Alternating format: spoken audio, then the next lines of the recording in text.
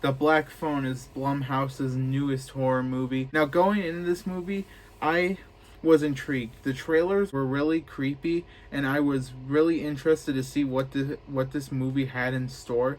I'm not the hugest horror fan, and I've just dipped my toes into the horror genre recently, so I don't know a whole lot about horror movies. But what I do know is that The Black Phone is fantastic.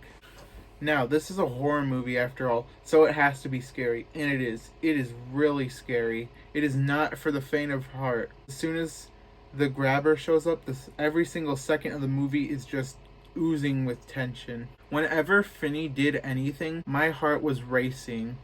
You really feel like nothing Finney does will be safe, and that the grabber will snap at any moment. It is really creepy. The jump scares are also great. Now, I usually jump at jump scares like most people do, I recognize that most of the time they are a cheap way to get a reaction out of the audience. But in The Black Phone, they work wonders. All the jump scares made me jump out of my seat, and it made my heart stop. It was super suspenseful. I just loved the way the jump scares were used in here. It shows people that jump scares are not dead, and that they can be used really well, and they can be really effective if done really well.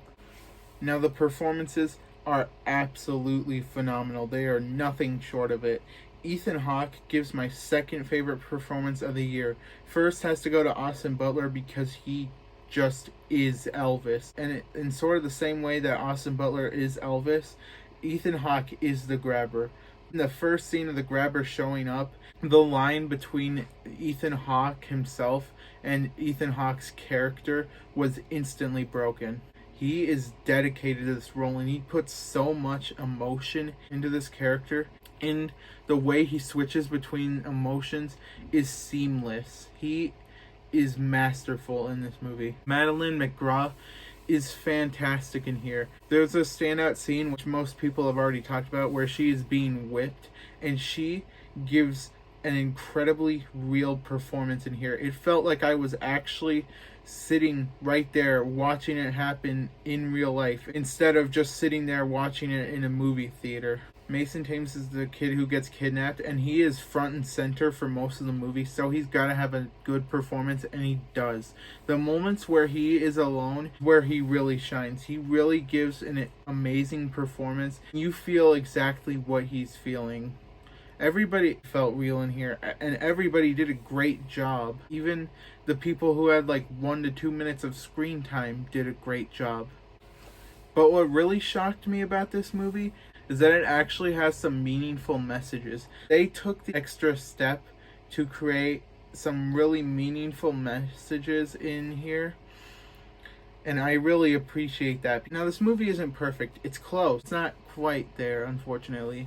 The supernatural elements they tap into aren't really explained, and I can just excuse the part where previous victims of the grabber are talking to Finney.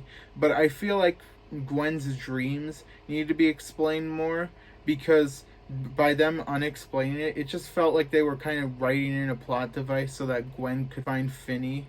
There are also some stupid decisions in here.